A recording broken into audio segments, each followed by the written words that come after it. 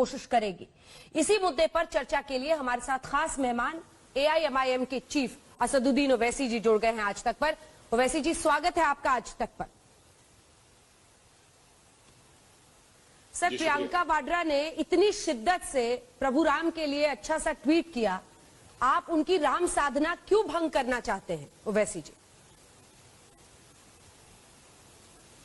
नहीं, मैं कहां भंग कर रहा हूं। मैं तो उनसे ये कहा हूं कि आपने बहुत अच्छा किया, बल्कि आपने हमेशा से हिंदुत्व की आइडियोलॉजी को खामोशी से उसकी तायीद की। अब आपका ये जो इश्क था, ये पुराना इश्क है। हम तो कह रहे हैं कि इस इश्क का खुलेआम इकरार कर लीजिए कि जब प्यार किया तो डरना क्या।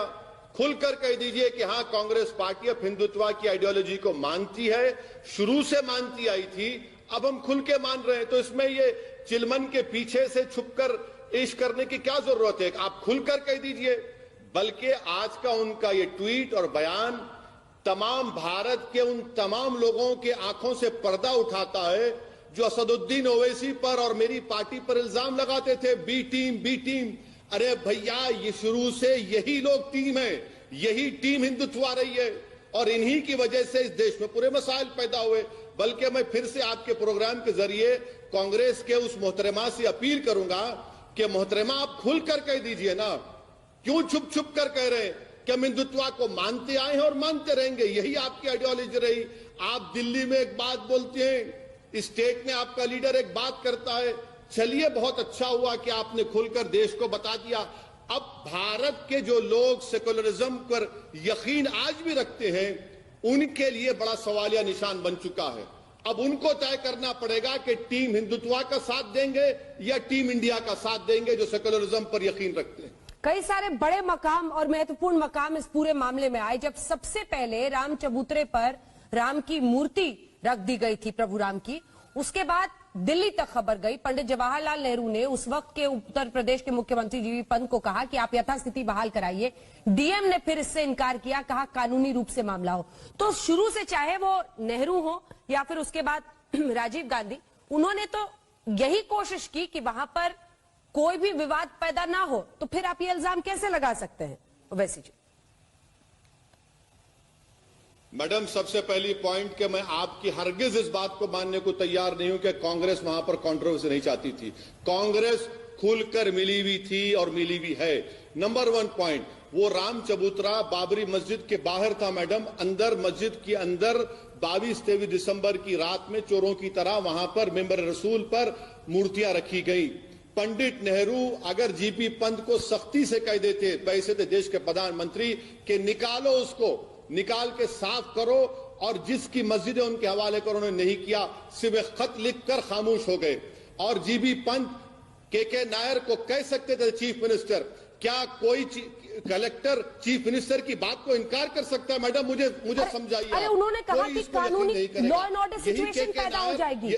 उन्होंने आशंका जाहिर की, डीएम के नायर ने, कि लॉ एंड ऑर्डर सिचुएशन खराब हो जाएगी, तनावपूर्ण स्थिति है, खून खराबा हो सकता है।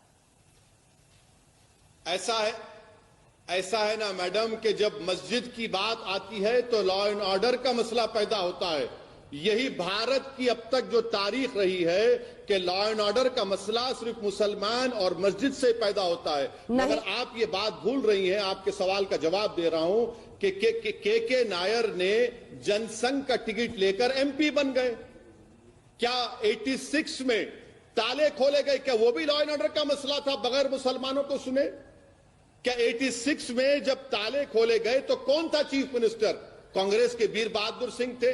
कौन था प्रधानमंत्री? राजीव गांधी थे।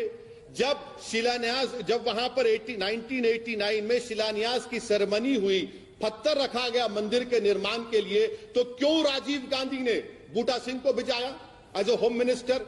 क्या एनडी तिवारी उस वक्त के चीफ मिनिस्टर नहीं थे? क्या कांग्रेस पार्टी नहीं जानती कि 6 दिसंबर 1992 को नरसिम्हा राव 48 घंटे तक पूजा कर रहे थे? आपकी दो बातों नहीं रोक सकते थे बाबरी मस्जिद को? दो बातों पर सर काउंटर आर्ग्यूमेंट, आपकी दो बातों पर काउंटर आर्ग्यूमेंट। एक तो आपने कहा कि जब मस्जिद के बारे में बात होती है तभी लॉ एंड ऑर्डर और सिचुएशन खराब होती है, खून खराबा होता है।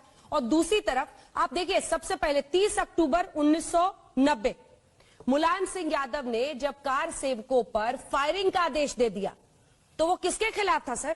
और फिर आपके नियम से तो मुलायम सिंह यादव सबसे बड़े नेता बन गए, माइनॉरिटीज के सबसे बड़े हितैषी बन गए, जो उन्होंने फायरिंग का ऑर्डर दे दिया कार सेवकों पर।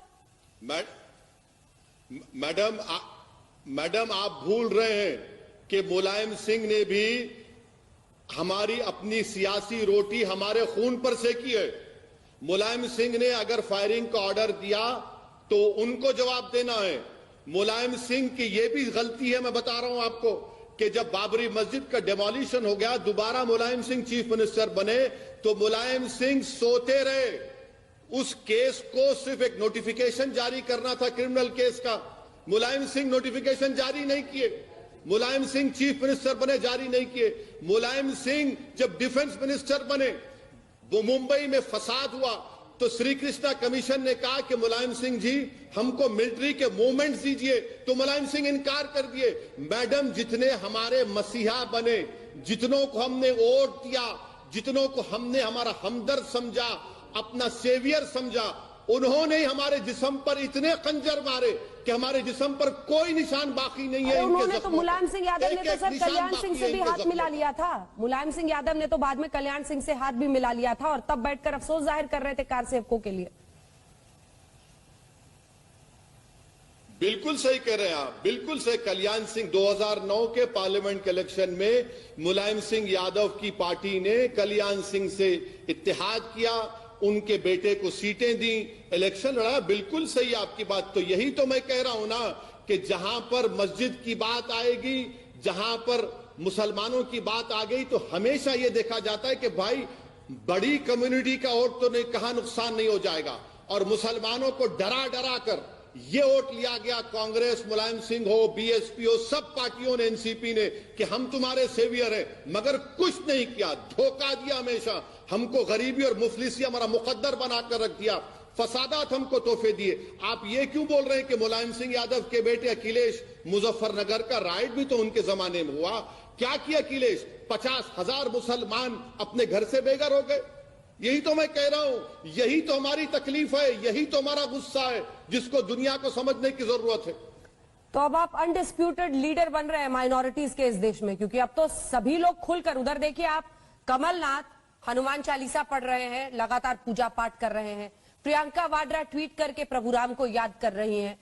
तमाम ऐसे नेता हैं अब कांग्रेस के जो खुलकर प्रभु राम को, राम मंदिर की बात कर रहे हैं। तो अब आपको लग रहा होगा कि वो जगह खाली है अब माइनॉरिटीज के एक ही नेता देश में, और वो हैं असदुद्दीन ओवैसी जी।